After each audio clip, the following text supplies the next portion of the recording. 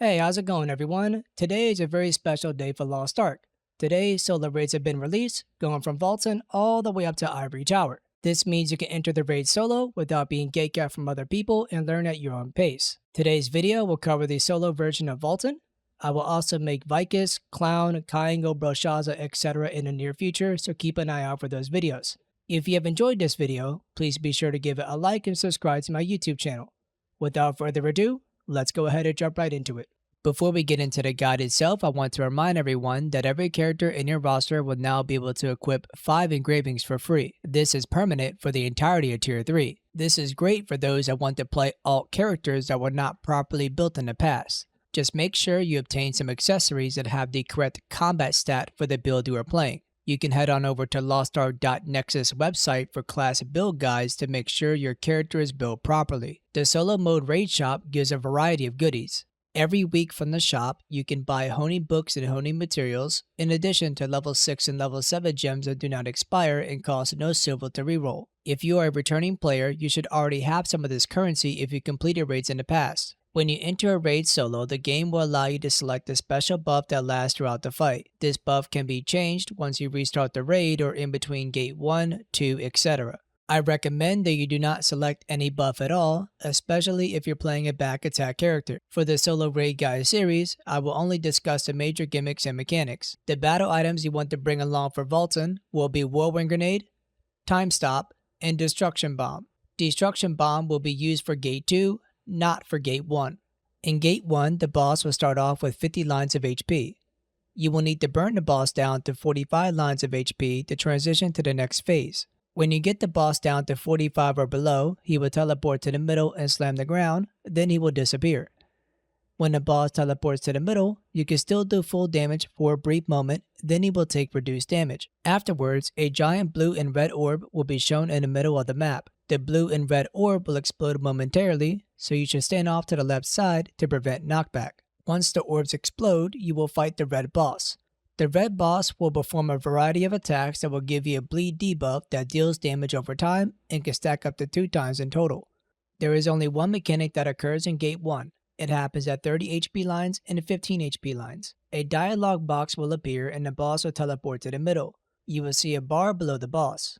This is what we call a stagger bar. You can deplete this stagger bar by using the skills on your action bar. All skills on your action bar deal stagger damage, but some do more stagger than others. If you hover your cursor over the skills on your action bar, you can see what skills have low, medium, or high stagger. When the mechanic starts, you will see 4 balls surrounding the boss, 2 red and 2 blue. You need to collect these balls, but you cannot collect 2 of the same color back to back, otherwise it will be a raid wipe. You can start from any position and collect the balls clockwise or counterclockwise. In this clip, I collected the blue ball at 3 o'clock, then went clockwise and collected the rest.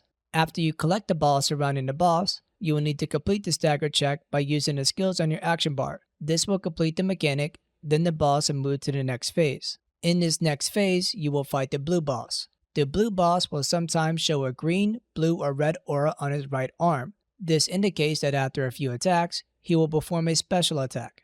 If the attack is blue, this means he will throw down blue projectiles that will freeze you for a few seconds. If the attack is green, he will throw down a projectile at your position where inside is safe. If the attack is red, he will throw down a red projectile at your position where outside is safe. Once you complete the mechanic again at 15 HP lines, a series of attacks will occur, most of which you could dodge by hugging the bottom of the map. In this last phase, you will fight the purple boss. Your goal is to burn him down to 0 HP lines to complete the gate. One thing to note is that in this gate, there is a counterattack that only exists in solo mode. The group version of this fight does not have any counterattacks. In addition, every counterattack in solo mode has a special interaction. When you counter the boss, he will be slowed for a long time, allowing you a large window to deal damage. I call this the slow motion counter. You will also notice that there are icons at the top left of your screen. These icons are called sidereals and exist in both solo mode and group mode. When the bar is filled up, you can use the relevant keybind, which will unleash a special attack. Thyrain deals a ton of damage and also deals weak point damage. In Gate 1, weak point is irrelevant. The Way sidereel deals less damage than Thyrain, but also deals stagger damage. This sidereel can be used during the 30 and 15 HP line mechanic if you like. Balthor will not deal any damage, instead he will unleash a large AoE on the ground. If you stand in the AoE, you will take reduced damage and he won't get knocked back. This buff will last 30 seconds. In Gate 2, you will fight Valtan himself. At the start of the fight, he will always perform a whirlwind attack, then attempt to charge at your position. You want to start out by standing on the right side of the map. For the first phase of this fight, your goal is to destroy his armor twice. If you look below his HP bar, you will see that he has a buff, decreasing the damage he takes by 10% and has 2 stacks total. Every time you destroy his armor, this stack will decrease. Therefore, you need to destroy his armor twice in order to deal full damage. Every time the boss charges into a pillar, he will get knocked back. While knocked back, you will need to deal weak point damage. Certain skills on your action bar deal weak point damage, and you can find out which skills by hovering over the skill itself. Destruction Bomb also deals weak point damage. When you deal enough weak point damage to the boss, he will be staggered for a brief moment and it will destroy his armor, which removes a stack of the buff he currently has. After destroying his armor, he may perform a few more attacks, but will eventually do the charge animation again. Guide the boss to another pillar so that he is staggered, then he could deal weak point damage again to destroy his armor, which will finally remove the buff on the boss. You will also notice blue icons on your minimap. Every time the boss charges into these blue pillars, or destroy the blue pillars, blue balls will spawn on the ground. If you pick up these blue balls, you will gain additional side row meter, and you obtain a buff. This buff will prevent the raid wipe attack that Valtan will do before going to the next phase. When you get the boss down to 130 HP lines or below, he will trigger a raid wipe attack. During this attack, the boss is immune to all forms of damage. He will raise his axe up, then slam it on the ground. This will show as a red telegraph that you can avoid. Then he will slam his axe a final time, showing as a map-wide red telegraph. You do not want to get hit by the first telegraph. If you do get hit, the buff you obtain from gathering the blue balls will go away, which will result in your death when he slams his axe a second time. If you have a hard time avoiding the first telegraph, use the Balthor side reel at 130 or below. This will save you from the raid wipe attack and is a common tactic used in the group mode version of this fight. Afterwards, the boss will become vulnerable again, allowing you to deal damage. After dishing out some damage on the boss, he will jump to the middle of the map and a cutscene will occur. Usually, once your camera zooms back in, he will perform a whirlwind attack. You can still perform damage during the whirlwind attack by using skills that have paralysis immunity. You can find out what skills have paralysis immunity by hovering over the skill itself on your action bar. There are other attacks that the boss performs that you can greet by using paralysis immune skills. This applies not only to this fight, but all fights in general. After a few attacks, the boss will jump in the middle and show a red telegraph. Move to the safe spot to avoid damage. Then a cutscene will occur. Once the cutscene is finished, the boss will target you with the red cone telegraph. It will continue to follow you for a brief moment, then lock onto your current position. Once it locks onto your position, move out of the telegraph and hide behind a pillar to prevent taking damage. Or you can use a time stop potion if you cannot make it in time. He will then land on the ground and target you once again with the red cone telegraph.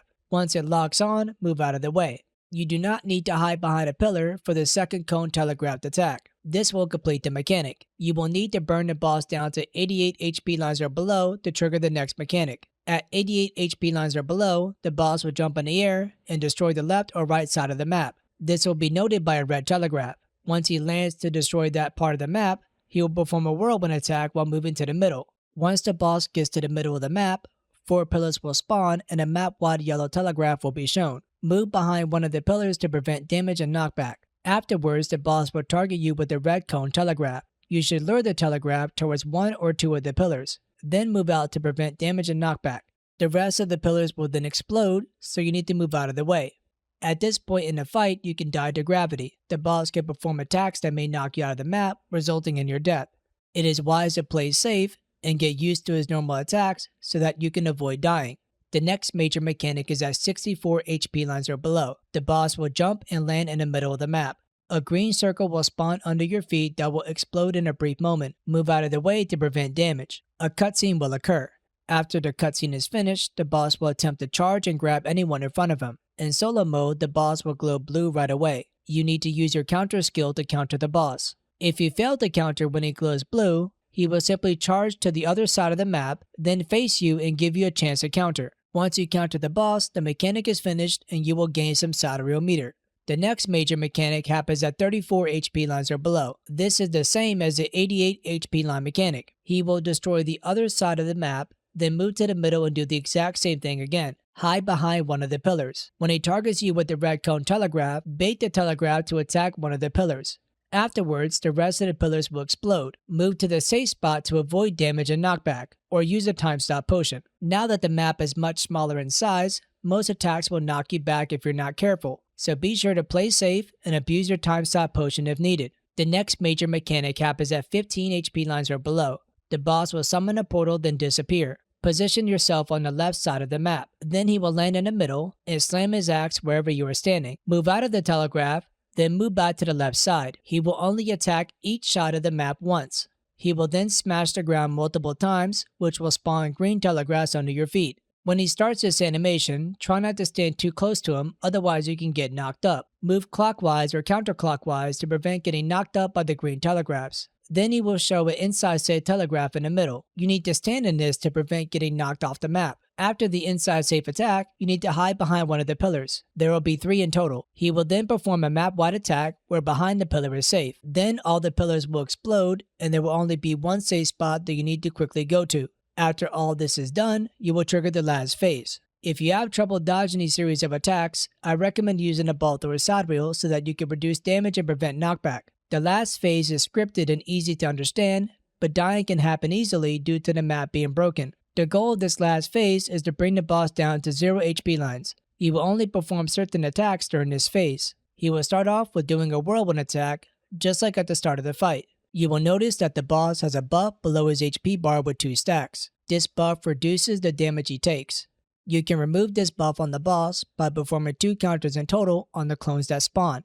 Periodically, clones of the boss will spawn at a random location at the edge of the map. If you counter the clone, a stack of the buff will be removed and you will gain side reel meter. I do recommend you use the thigh range side reel to deal damage to the boss. However, you can use the ball thrower side reel if you want to play safe. In addition, the boss will try to grab you and knock you off the map. This attack is triggered every 10 HP lines that you shave off the boss, resulting in 3 grabs total. If you know you cannot avoid the grab, use a time stop potion before he does the grab. If he does grab you, you will die. And that will be it for the Valtan solo raid guide. I will try my best to release the solo mode guides of other raids as soon as I can. If you're a new or returning player, I recommend you complete the Legion raids in order starting from Valtan. As stated at the start of the video, if you enjoyed this guide, be sure to give it a like and subscribe to the channel. This is all I have for now. I will see everyone in the next video. Peace.